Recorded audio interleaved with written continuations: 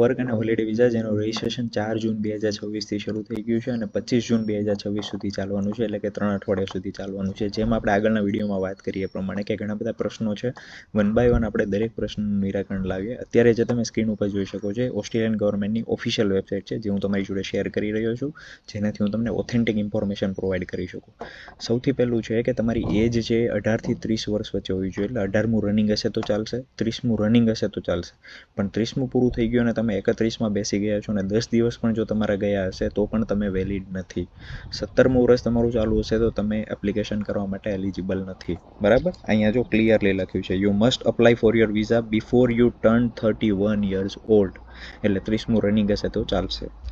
આના પછી છે previous visa. You must not have previously entered Australia. તમે આગળ ઓસ્ટ્રેલિયામાં work and holiday visa subclass 462 ઉપર એન્ટ્રી ના લીધેલી હોવી જોઈએ અને working holiday visa subclass 417 ઉપર તમે એન્ટ્રી લીધેલી ના હોવી જોઈએ. તો તમે આમાં અપ્લાય કરી શકશો અને સિલેક્શન થાય તો પછી તમને આગળ પ્રોસેસ થશે.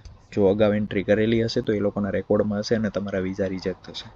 એના પછી છે કે એજ્યુકેશન રિક્વાયરમેન્ટ. સૌથી મોટો પ્રશ્ન કે બેચલર ડિગ્રીની રિક્વાયરમેન્ટ છે કે નહીં, ગ્રેજ્યુએશનની રિક્વાયરમેન્ટ છે કે નહીં.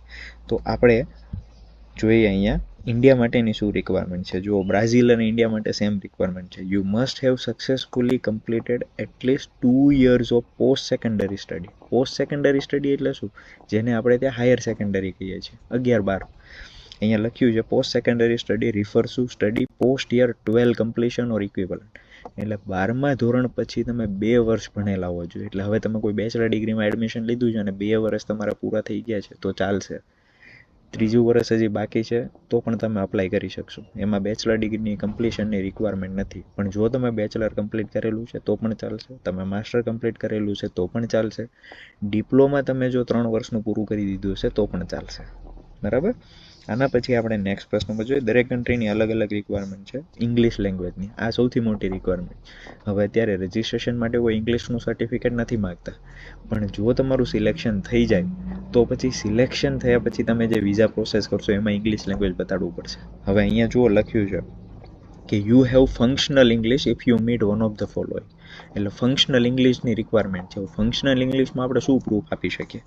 તો સૌથી પહેલાં કીધું છે કે you are a citizen of and hold a valid passport issue by the UK, United States, Canada, New Zealand. એટલે કે ઇંગ્લિશ કન્ટ્રી જે પણ છે એના જો તમે પાસપોર્ટ હોલ્ડર હશો તો તમારે નહીં આપવી પડે. આપણે તો ઇન્ડિયાવાળા છીએ, એ ઇંગ્લિશ કન્ટ્રી નથી. તો આપણે અહીંયા લખ્યું છે 3જા પોઈન્ટમાં કે you have studied for a certain period. કોઈ ચોક્કસ સમયગાળા દરમિયાન તમે કોઈ એવી એજ્યુકેશનલ ઇન્સ્ટિટ્યૂટમાં ભણેલા હોય જ્યાં તમારું મીડિયમ ઓફ ઇન્સ્ટ્રક્શન છે ઇંગ્લિશનું છે. એટલે તમે કોઈ બેચલર ડિગ્રી કરી રહ્યા છો, 2 વર્ષ તમારા પતી ગયા છે, બીજું વર્ષ ચાલુ હશે તો નહીં અપ્લાય કરી શકો. અપ્લાય અત્યારે રજિસ્ટ્રેશન થઈ જશે પણ પછી વિઝા માટે પેલું થશે. પણ મારું એવું કેવું છે કે બીજું વર્ષ ચાલુ હોય તો એપ્લાય કરી દો, કારણ કે વિઝાનું સિલેક્શન તમારું કદાચ સિલેક્શન 3માં થાય ત્યાં સુધી તમારું બીજું વર્ષ પતી ગયું હોય તો તમે પાછા એલિજિબલ થઈ જાઓ.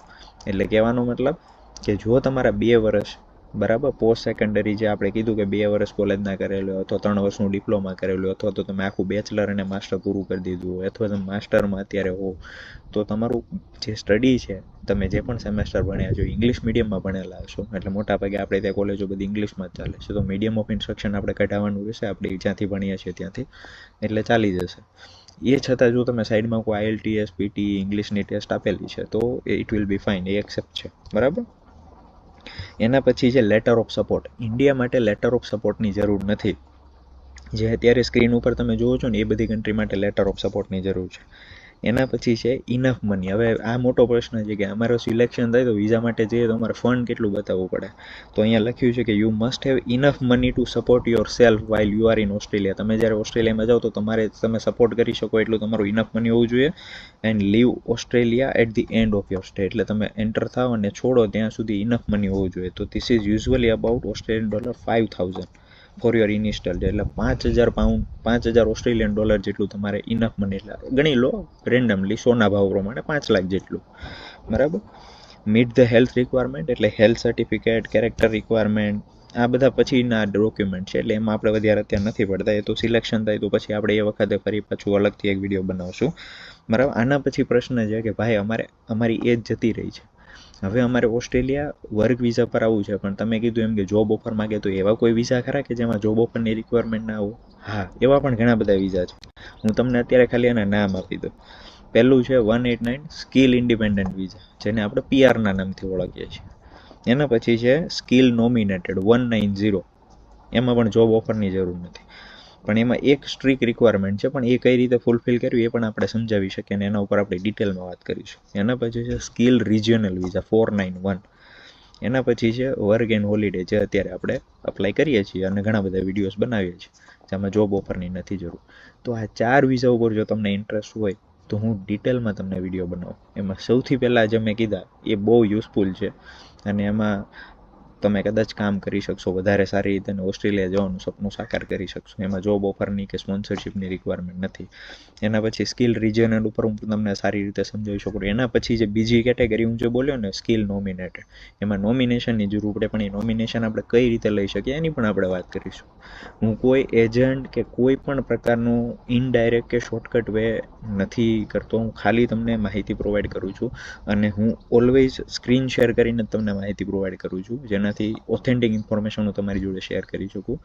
Hope you like this video. હવે યુટ્યુબમાં જે પેલું ફોલો બટન છે ને એ ખાલી દબાવી દો તો મને આનાથી હિંમત મળતી રહે, અને મને હિંમત મળતી રહેશે તો હું તમને, તમારા બાળકોને અને કદાચ વધારે પડતા બાળકોને હું ત્યાં પહોંચી શકીશ અને હેલ્પ કરી શકીશ.